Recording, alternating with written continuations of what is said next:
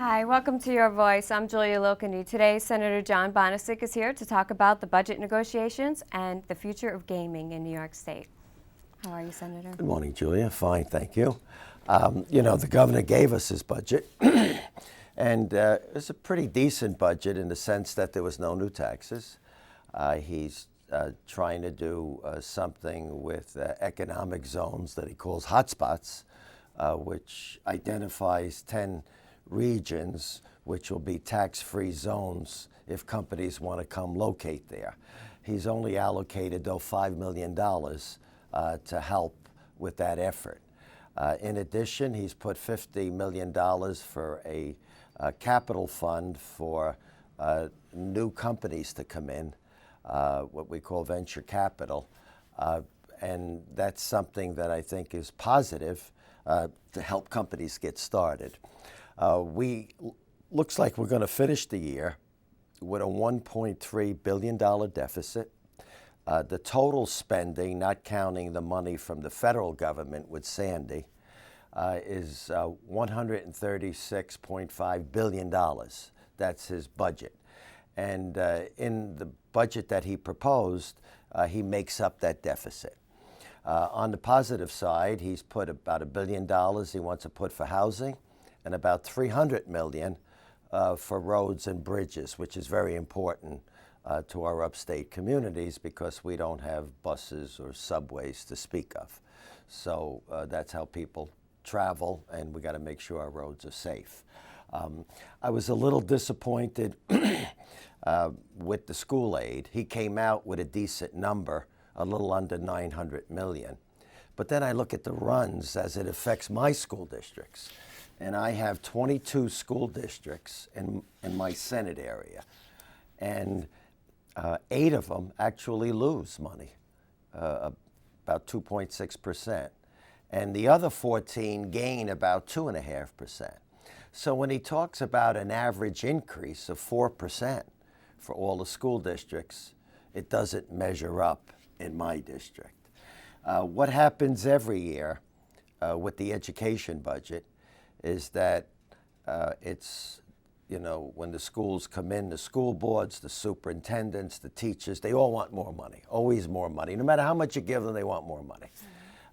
But our problem is we usually add on to the executive budget. We put a little more money in. But then the big test is how do we distribute shares? How much goes to New York City? How much goes to Long Island? How much comes to upstate?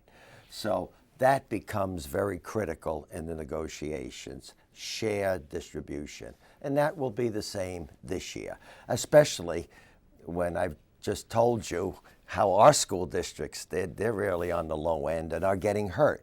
So we're not happy with the runs that the governor has shown us that has impacted our region. But we will get through it. We will start the legislative budget process. My good friend and colleague, John DeFrancisco, he is conducting budget hearings now for all the agencies in the state of New York. And, we will listen to what they have to say. Then we will set up sub-budget committees, which are legislative. Then we will meet with the Assembly, and we'll try to get an agreed package to approve before it goes back to the governor, and we usually don't expect the governor to veto it. Right. So that's the process. And in March, you have Passover and Easter breaking like the third week. And I think we'll do a full court press to have this budget done early and certainly on time. So that's some of what's going on with the budget process. Right. You mentioned the hearings. They are public hearings. Anyone can come, written, verbal testimony as well. And it is streamed on nysenate.gov. So if anyone would like to watch any of the hearings, they can go on to nysenate.gov or your website. That's a good point, Julie. Thank you. The other thing is there was a big stink about raising the tolls on commercial truck drivers. And there was a lot of protests by many of the legislators saying, they they can't afford it. The truckers, these are tough times, and any increase in any price, this always gets reflected in the product, and the consumer has to pay for it. So in this budget is $84 million to pay for the upgrade to the thruway, and we killed those commercial tolls that were going to be increased for our truckers. So we're very pleased with that.